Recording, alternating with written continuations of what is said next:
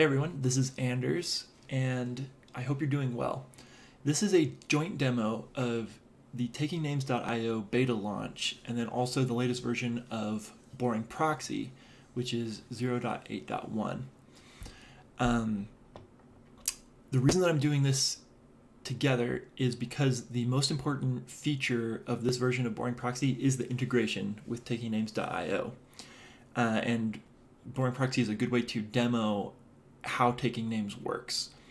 If you're not familiar with what boringproxy is, basically it is a combination of a reverse proxy and a tunneling system. Basically what it lets you do is if you have a server running on a local machine in a private network, boringproxy is something that you can run that will let you serve that on the public internet, even if you don't have a public IP address at the location where that's running. If you want more information, you can go to the website here, which is where we're going to start for this demo. Now, in the top right, this is a Digitalocean virtual machine, just like the cheapest one they have. I haven't done anything to it yet. It's basically just logged in as root and it's fresh. Typically, you would want to create a user account and do some more security things first, but for the sake of the demo, I'm just running it as root. And then the bottom right here, this is just a local terminal here. They're both running tmux so that I can have multiple windows if I need them. Starting out on the boringproxy website, we're going to click the downloads link. It'll take us over to GitHub. We're going to grab the link for the latest 64-bit Linux version. I'm going to download that on both of these machines. And then make it executable.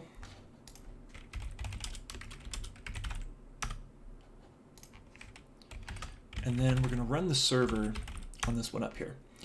Now, you can see here that it has detected that there's no admin domain set. Basically, the admin domain is the web address that you'll go to administer the boringproxy server, and it lets you control all of your tunnels and everything. And normally what you do is you would have to go and set your DNS records to point at the IP address of this virtual machine, and then you could use whatever domain name you set up there and enter it when you run boringproxy. That would be basically what option 1 is. However, we now have this option 2, which integrates with takingnames.io, and I'm going to show you how that works. Okay, so it's generated a link here. There's a QR code if you prefer to do it on your phone. We're going to go ahead and just copy and paste this link, and I'll show you what that is all about. Now we're on the takingnames.io website, and if you haven't logged in on in this browser before, like you can see here, I have a private Firefox browser, and there's no cookies or anything. These are just logs from the server from attempted requests. Basically, if you don't have an account, you can have one created for you automatically just by putting in your email address. So I'm going to say tndemo@apipman.com. And then I'm going to go over to my phone and grab the code that it just sent me, 711074. Okay. All right. So we now have an account created and we're logged in on this browser. So you can see there's a few things going on here. First of all, it is detected that this IP address, that's the IP address of the Digitalocean droplet, is requesting control over a domain, and then if you want to approve it, select a domain. Now, typically, if you've already purchased a domain from takingnames.io, that would be in this drop-down list here. You could come over here and search for a domain, purchase it, and then come over here and refresh this page, and that would your domain would show up here. However, in order to let people just try this out without having to spend any money, we provide 3 free subdomains on the takingnames.live, and we might have others eventually. So you can just put in a subdomain here, and if you approve it, now you can see there's a few things going on over on the server on the right, and then now we are logged in. Now you can see this is that domain, that subdomain that we just entered. The record was created and everything was set up with boring proxy and we're logged in. Like this user interface here, this is boring proxy. And everything is now set up securely. You have HTTPS, it got a certificate, and it's just working. Now, if you want to actually like use boring proxy for what its purpose is, you need to create a tunnel. And that's done on this page here. The thing is that before you can create a useful tunnel, you need a client, which is what this one over here is going to be for. So on this terminal, and again, this is my local machine that I'm sitting at right now. If I run the client, it'll tell you each thing that you need. So first we need a server, which is that free subdomain that we just set up. You also need a token. If you come over here to tokens, we could use the same one that we're logged in as. I'm going to create a separate one, which is a little bit more secure. You can revoke it later. And then finally, you need the client name, which can be whatever you want. We're going to call it tndemo client. Okay, now this client has attached to the server, and you can see that it's polling it saying, hey, what tunnels do you have for me?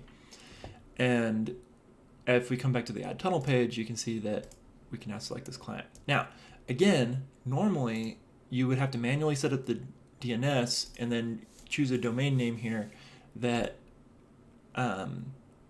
you want to use. But you can see that on this page, again, there's a link to taking names. And if we click over there, we are taken to that same page as before. One nice little difference is that you can see that now that we have come from an actual domain, it tells you exactly, it's not just a random IP address. It says this subdomain, which we know that we control because we that's where our boring proxy is running, is requesting control. That tells the user like exactly who is making this request so that they can have a better idea of whether to approve it or not. You can see we still have two free subdomains. So we're going to go ahead and do tndemo tunnel and approve that. And you can see that it has automatically entered it here. And again, the DNS records have already been created. We're going to choose the client, and we're going to have it, the local port will be 8000. We'll keep everything else defaults. So it's created this tunnel. However, there's nothing running on that tunnel. So I'm going to come back over here, and in this directory here, first I'm just going to echo create this file here, and then I'm going to run a little Python HTTP server, and the default port is 8000. So now you can see if we open that, it is connected to that local Python server, which is tunneling through the boring proxy server, and all of the domain name stuff has been handled by takingnames.io. And we can open that file there and see what's in it. Okay, so I think at this point we've basically demoed how everything works. The key thing that I want to point out here is everything that I didn't need to know about in order to make this work. I didn't need to know how to set up any DNS records. I didn't need to know anything about DNS record types or values or TTLs or any of that. I also didn't need to know about HTTPS certificates, TLS certificates. I didn't have to mess with any of that either. The certificates are handled automatically, and they are end-to-end encrypted. Like the client is the one that has control over the TLS certificates. So neither the boring proxy server nor the VPS, Digitalocean, can do any sort of introspecting at the data. Like this is end-to-end encrypted between my browser and the client over here. And I think that's pretty cool. I think that particularly the simple integration with DNS is a unique feature that has now been brought into the tunneling ecosystem. I do want to point out one other thing, which is that if you come directly to the Taking Names website and come over to My Domains, and then click into here, you can actually, you can manually set up the records if you want to. And you can see these are the ones that were created by boringproxy using the tokens that were granted when we gave it permission earlier through the that redirect over to takingnames.io. So we can create more records, we can delete these records, and you still have the control of a normal DNS provider. It's just that there's now this simpler mode for people that maybe don't need to know how those details work. We've tried to simplify it.